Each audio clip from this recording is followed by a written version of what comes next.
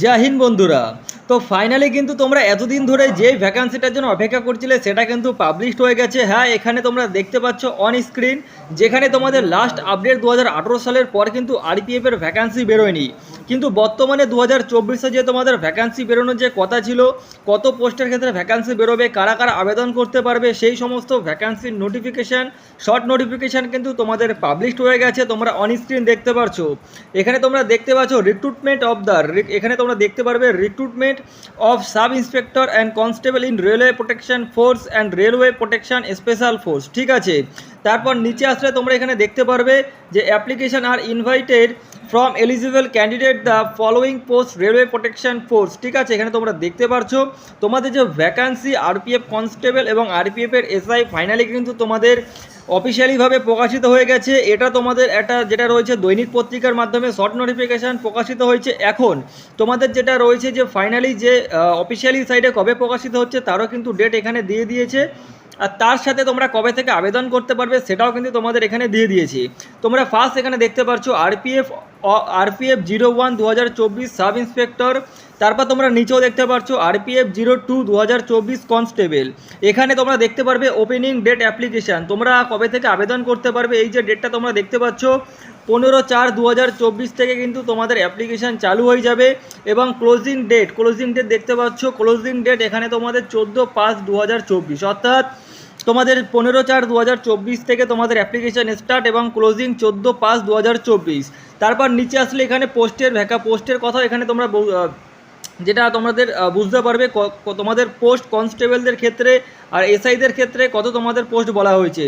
এখানে দেখতে পাচ্ছ যে যেটা আরপিএফ 01 2024 সাব ইন্সপেক্টরের ক্ষেত্রে এখানে তোমাদের এডুকেশনাল কোয়ালিফিকেশান গ্র্যাজুয়েশন এখানে লেখা রয়েছে, অর্থাৎ তোমরা যারা গ্র্যাজুয়েট রয়েছে তারা কিন্তু এখানে এসআইয়ের ক্ষেত্রে আবেদন করতে পারবে। বেসিক স্যালারি যেখানে তোমাদের 35,400 টাকা থেকে স্টার্টিং হবে বেসিক স্যালারি, এবং 20 থেকে 28 বছর বয়স, এখানে তোমরা বয়সটা দেখতে পারবে, বয়সটা তোমরা ভালো করে দেখবে, 20 থেকে 28 বছর পর্যন্ত আবেদন করতে পারবে।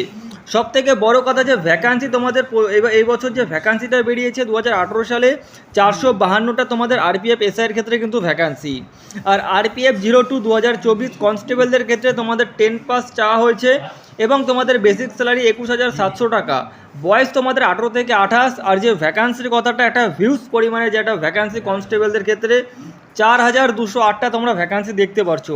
টোটাল যে ভ্যাকান্সি সেটা হচ্ছে তোমাদের কত 4,660টা কিন্তু তোমাদের এই বছর টোটাল ভ্যাকান্সি বেরোতে চলেছে।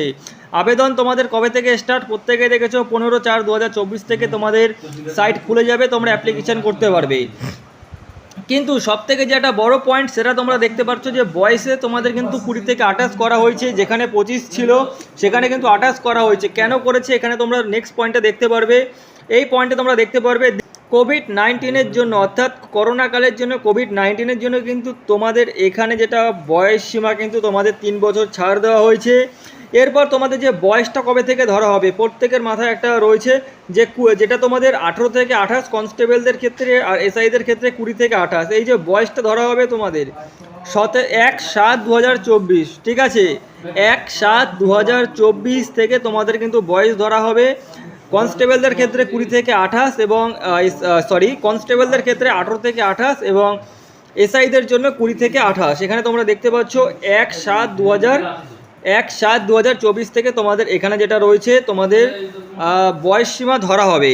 তারপর নিচে আসলে তোমাদের রিক্রুটমেন্ট প্রসেস কি রয়েছে। রিক্রুটমেন্ট প্রসেস তোমাদের কিন্তু ফার্স্ট হবে সিবিটি এক্সাম, তোমাদের সিবিটি এক্সাম হবে, তারপর তোমাদের পিএমটি পিএসটি এখানে তোমরা দেখতে পারবে। মোড অফ এক্সামিনেশন, অর্থাৎ টোটাল যে এক্সামিনেশন হবে কীভাবে হবে, ফার্স্ট এখানে তোমরা দেখতে পারবে এই পয়েন্টে ফার্স্ট তোমাদের কি বলা রয়েছে, যেটা তোমাদের সিবিটি এক্সাম, ফার্স্ট কিন্তু এখানে সিবিটি এক্সাম হবে।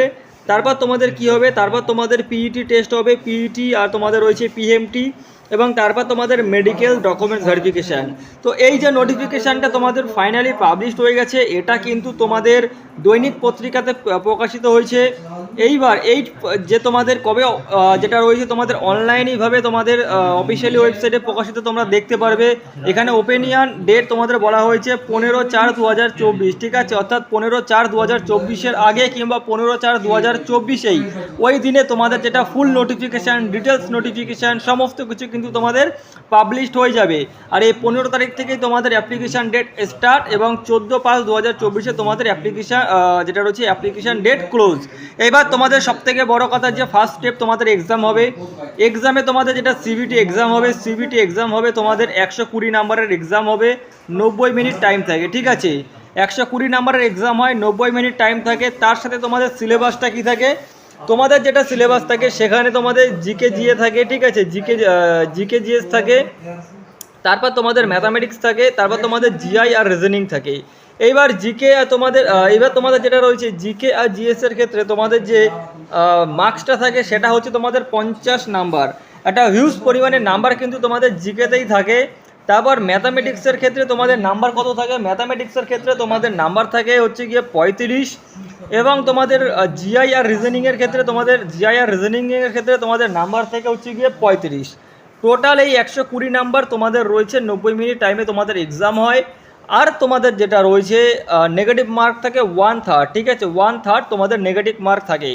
এটা এই যে তোমাদের এক্সাম প্রসেস এটা কিন্তু 2018 সালের বেস করে আমি তোমাদেরকে বললাম। এখন আপাতত তোমাদের যদি কোনো রকম কোনো কিছু পরিবর্তন আসে, এই 15 তারিখের আগে তোমাদের নোটিফিকেশান পাবলিশড হয়ে যাবে, অ্যাপ্লিকেশান ডেট তোমাদের ওপেনিয়ন ডেট 15 তারিখ থেকে, তখন সমস্ত কিছু ডিটেলস তোমরা জানতে পারবে। কিন্তু এখন যারা যারা প্রিপারেশান নিচ্ছ, নিজে আরপিএফ হবে 2018 সাল থেকে 24 সাল পর্যন্ত যারা ইন্তজার করেছো, অপেক্ষা করেছো, তোমরা এই সিলেবাস অনুযায়ী এখন থেকে প্রিপারেশান নাও। আশা করবো বুঝতে পেরেছো, কারণ সমস্ত অফিসিয়ালি যে আপডেট তোমাদের কাছে প্রোভাইড করে দিলাম। যদি কোনো রকম কোনো কিছু ডাউট থেকে থাকে অবশ্যই ভিডিওর কমেন্ট বক্সে কমেন্ট করে দিও। ভিডিওটি ভালো লাগলে অবশ্যই লাইক এবং শেয়ার করে দিও, এবং চ্যানেলে প্রথমবার হলে সাবস্ক্রাইব করে দিও। জয় হিন্দ।